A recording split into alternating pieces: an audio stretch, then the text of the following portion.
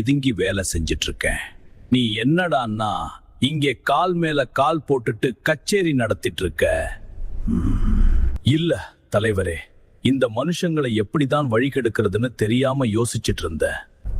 யோசிச்சுட்டு இருந்தியா? தூக்கத்திலையா? காலம் மின்னல் வேகத்துல ஓடிக்கிட்டு இருக்குடா மாரித். மறுமை நாள் நெருங்கிட்டு இருக்கு.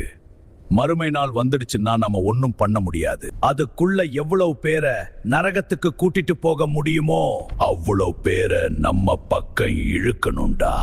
நம்ம ஆளுங்க ஒவ்வொரு நாளும் லட்சக்கணக்கில் ஆட்களை வழிக்கெடுத்துக்கிட்டு இருக்காங்க.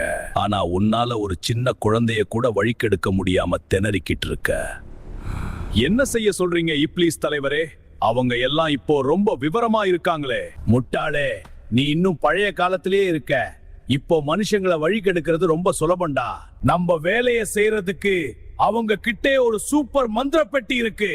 மந்திர பெட்டியா? அதுக்குள்ள பூதம் ஏதும் இருக்குமா தலைவரே?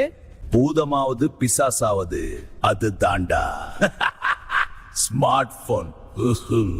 சும்மா விரலால இப்படி தள்ளிக்கிட்டே இருந்தா போதும். அதுல இருக்கிற ஷார்ட்ஸ், ரீல்ஸ், ஃபேஸ்புக், இன்ஸ்டாகிராம், இன்னும் சொல்லிக்கிட்டே போலாம். மணி கணக்குல மனுஷங்க அதுலயே மூழ்கி போயிடுவாங்க. நேரத்தையும் கெடுத்து தொழுகை இபாதத்தையும் கெடுத்து அவங்க மூளையவே மழுங்கடிச்சிடும். குழந்தை பருவத்துல இருந்தே இந்த செல்போன் அடிமைத்தனத்தை அவங்க மண்டையில நம்ம புகுத்துட்டோம்னா போதும். 5ல வளையாதது 50லயும் வளையாதுடா. அதிலேயே மூழ்கி போயிடுவாங்க.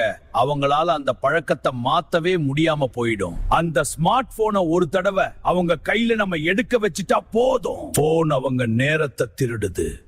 நேரம் அவங்க இபாதத்தை திருடுது. இபாதத்துகள் எல்லாம் அவங்களுக்கு கசக்க ஆரம்பிச்சிடும். இதுதான் நம்ம வெற்றியின் ரகசியம்.